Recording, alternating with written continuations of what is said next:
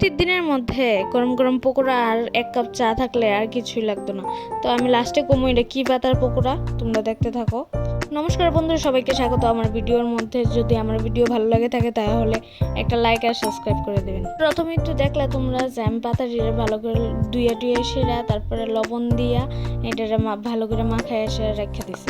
এবার আমি রেডি করে লেতেছি এটার পেস্টটা হয়েছে 2 চামচ বেসন, 2 চামচ ময়দা, 2 চামচ চালের গুঁড়া আর হচ্ছে 2 চামচ সুজি। 2 চামচের থেকে একটু বেশিও নিতে পারো, কারণ হচ্ছে না হলে ক্রাঞ্চি হইতো না।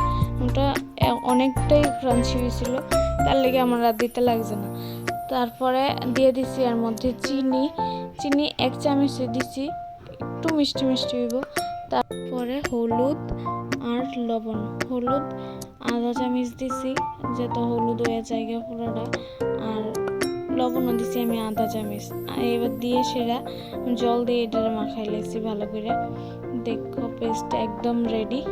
পেস্ট রেডি করে এবার কড়াইটা আমি বয়াই দিছি চুলার ভিতরে, বয়াইয়া এবার তেল ঢাইলা লেতেছি।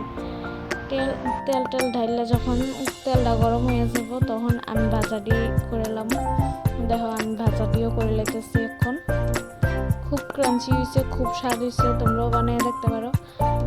আর রয়েছে এর মধ্যে পাতাটি কি পাতাটি হচ্ছে ফাট পাতা। অনেকে চিনো আবার অনেকে চিনো না। যারা ফাট পাতা চিনো তারা আমাকে কমেন্ট করে বলবে হ্যাঁ আমরা ফাট পাতা চিনি, আর যারা চিনো না তারাও বলবে যে তাহলে আমি দেখিয়ে দেবো। Thank you for watching, bye by.